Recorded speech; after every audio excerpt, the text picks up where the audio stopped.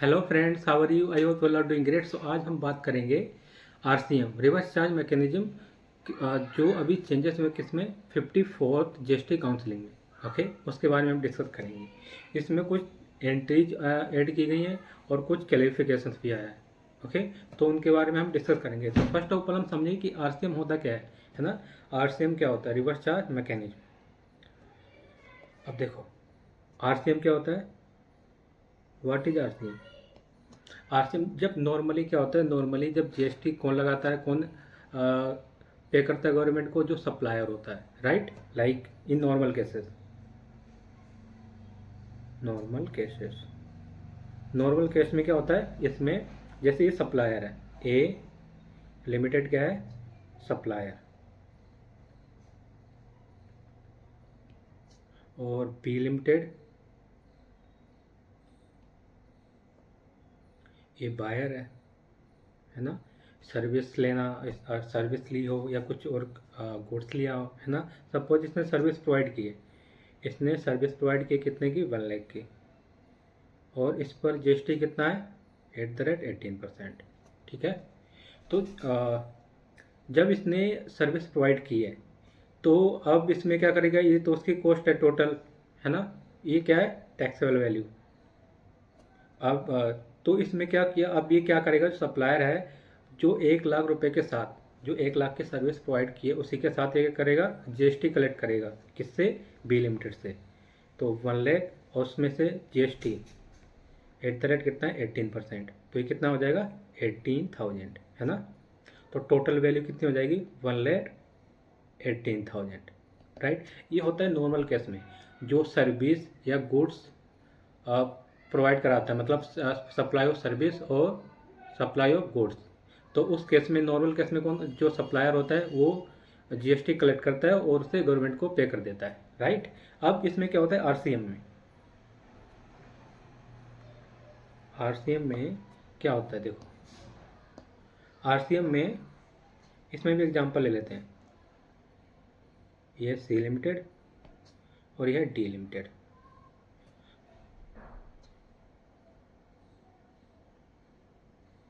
एक second.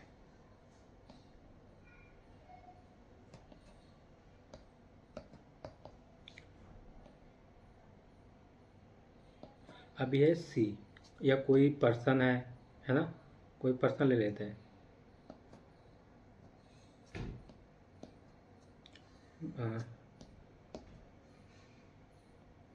Mister A. ठीक है। अब मिस्टर ए क्या है? ये अनरजिस्टर्ड पर्सन है, अनरजिस्टर्ड पर्सन है, अनरजिस्टर्ड है। ठीक है। और ये है रजिस्टर्ड। ठीक है। अब ये क्या है? इसने कोई सर्विस प्रोवाइड किया, लाइक प्रोफेशनल फीस प्रोवाइड किया, प्रोफेशनल सर्विस। ठीक है। वो कितने की थी? वो ले लेते हैं 50,000 की, राइट। 50,000 की। अब क्या होगा? ये तो अनरजिस्टर्ड है, इसके बाद जीएसटी नंबर ही नहीं है, तो ये क्या जीएसटी डिडक्ट करेगा? उससे कलेक्ट करेगा जीएसटी? डिडक्ट नहीं करते, कलेक्ट करते हैं ना। तो इसमें क्या होगा? इस केस में सप्लायर तो यही है ना, सप्लायर ही है। बट इस केस में क्या होगा?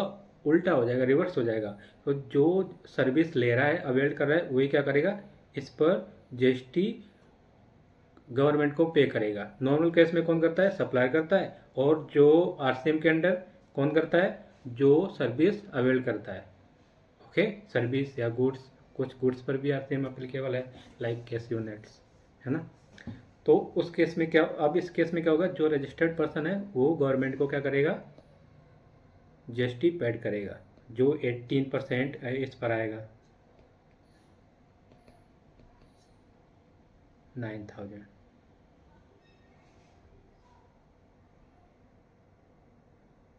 ठीक है। जो 9,000 है, कौन पे करेगा? ये पे करेगा किसे?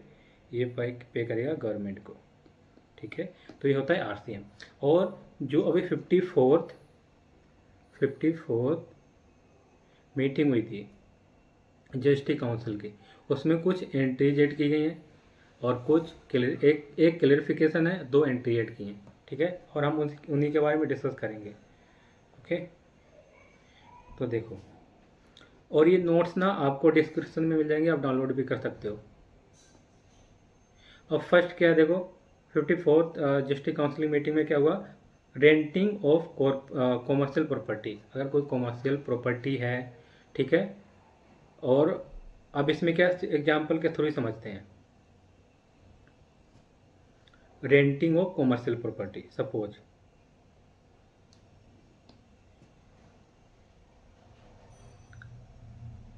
एक मेरी प्रॉपर्टी है, वो कॉमर्शियल प्रॉपर्टी है, लाइक सपोज करो कि गुड़गांव की तरफ है ना।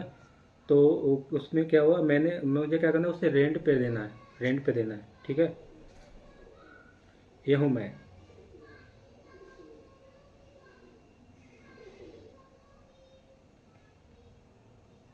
ठीक है। और मैंने अपनी कॉमर्शियल प्रॉपर्टी किस पे दे दी है, उसे रेंट पे दी है। रेंट पे किसे दिए, रेंट पे दिए मैंने ए लिमिटेड को, ठीक है, ए लिमिटेड को, ठीक है। अब इस केस में मेरे पास तो जीएसटी नंबर है ही नहीं, जीएसटी नंबर है ही नहीं, राइट। और जीएसटी नंबर किसके पास है, ए लिमिटेड के पास। तो इस केस में क्या हो जाएगा, जो सपोज 1 लाख का रेंट है ना, 1 लाख का रेंट। अब मुझे क्या करेगा, ये जो ए लिमिटेड है पूरे 1 लाख रुपये दे देगा, 1 लाख रुपये पे कर देगा, ठीक है। और इस पर सपोज 18% जीएसटी है, तो ये क्या करेगा, ये रेंट रेंट ये एज एक्सपेंस बुक कर लेगा, फिर उस पर क्या करेगा, ये 18% क्या करेगा, रेंट पेड कर देगा, किसको, गवर्नमेंट को, ठीक है। तो ये बताया कि जो कॉमर्शियल प्रॉपर्टी है, अगर उसे सेट आउट करते हैं, किसे क्या लिखा देखो, renting of commercial property, renting of commercial property, okay.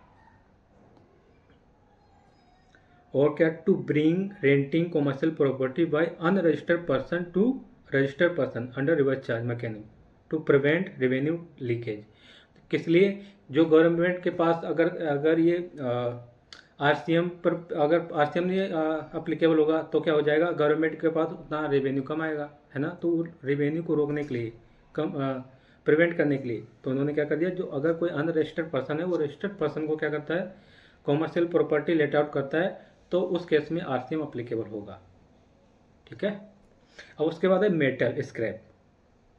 अब मेटल स्क्रैप ये तो क्या गुड्स है ना, गुड्स है। अब इसमें क्या बोला है, रिवर्स चार्ज कब लगेगा, क्या लगेगा, reverse charge mechanism to be introduce on supply of metal scrap by unregistered person to registered person. अब जो इसमें मेटल स्क्रैप होता है, लाइक अब इसमें एक प्रैक्टिकली एग्जांपल दे देते हैं, है ना, एक उसी समझ में आ जाएगा। जैसे देखो,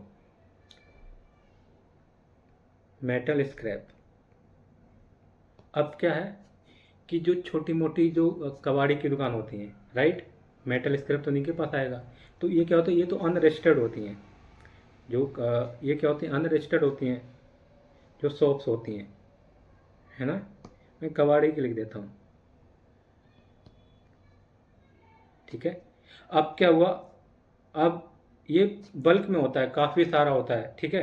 तो इन्होंने क्या किया, किसी अनरजिस्टर्ड ये तो जो शॉप्स होती हैं कबाड़े वाली, है ना, तो ये तो अनरजिस्टर्ड होती हैं, ठीक है। और इनके कभी कभी क्या होता है, इनके हाई वैल्यू ट्रांजेक्शन होती है, हाई वैल्यू ट्रांजेक्शन।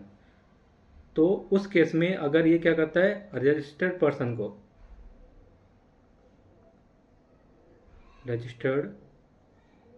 पर्सन को क्या करता है, वो मेटल स्क्रैप क्या करता है, सेल करता है, तो उस केस में क्या अप्लीकेबल हो जाएगा, आरसीएम, आरसीएम अप्लीकेबल हो जाएगा, ठीक है।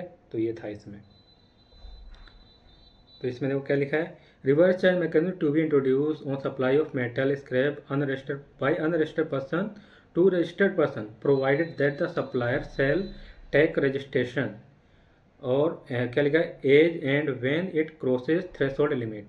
और जब लगता है कि जो सप्लायर है उसका जो लिमिट क्रॉस हो रही है, थ्रेशोल्ड लिमिट, तो उस टाइम पर क्या करना पड़ेगा, उसे रजिस्ट्रेशन कराना पड़ेगा जीएसटी के अंडर, क्या cross threshold limit, and then the recipient who is liable to pay under RCM shall pay tax even if supplier is under threshold। अगर वो जब तक रजिस्टर्ड भी नहीं हुआ है और थ्रेशोल्ड के अंदर भी है, फिर उसके बावजूद भी उसे किसे पे करना पड़ेगा, जो रेसिपिएंट है, ठीक है। और इसमें क्या है, इस पर टीडीएस फी लगेगा, टीडीएस फी लगेगा कब, TDS कितना परसेंट लगेगा, 2% will be applicable on supply of metal scrap by registered person to registered person. ये लगेगा जब B2B मतलब एक रजिस्टर्ड पर्सन दूसरे रजिस्टर्ड पर्सन को क्या करता है, सप्लाई करता है। अब इसमें क्या हो गया, TDS कब अप्लीकेबल होगा, TDS अप्लीकेबल होगा व्हेन B2B ट्रांजेक्शन होगी, B2B जब एक रजिस्टर्ड पर्सन दूसरे रजिस्ट्रेशन पर्सन को क्या करता है, सेल करेगा, उस केस में। ओके, अब अभी ये क्या हुआ, सिर्फ क्लैरिफिकेशन आई है यहाँ पर, राइट, क्लैरिफिकेशन आई है, नहीं क्लैरिफिकेशन अभी सिर्फ इंट्रोड्यूस किया है। आप इसमें क्या होगा, नोटिफिकेशन आएंगे इसके रिगार्डिंग, जो भी कुछ हो अभी तो सिर्फ हमें बताएगा कि ये चेंजेस आने वाले हैं, फिर इसका नोटिफिकेशन आएगी, वहाँ हमें पता चलेगा। ओके, और उसके बाद क्या है, इसमें एक और है, ancillary intermediate service are provide by GTA।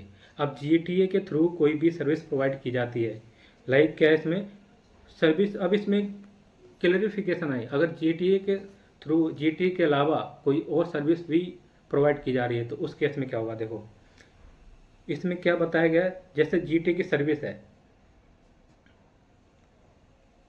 GTA, ठीक है, उसी के अंदर ये क्या प्रोवाइड कराते हैं, like loading, unloading, packaging, transhipment, temporary warehousing etcetera. ये सब क्या है, अगर एक ही बिल है इसके किसी GT के साथ, ये सब कुछ भी ऐड है उसी में, तो उस केस में इसे क्या कंसिडर किया जाएगा, एज ए कंपोजिट सप्लाई। ठीक है, कंपोजिट सप्लाई ट्रांसफर किया जाएगा।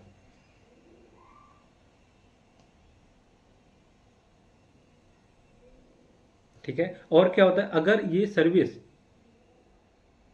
अगर अलग जैसे उस इनवॉइस में मेंशन नहीं है, वो अलग से उसके लिए बिल बनाया गया है, तो वो कंपोजिट सप्लाई कंसिडर नहीं की जाएगी।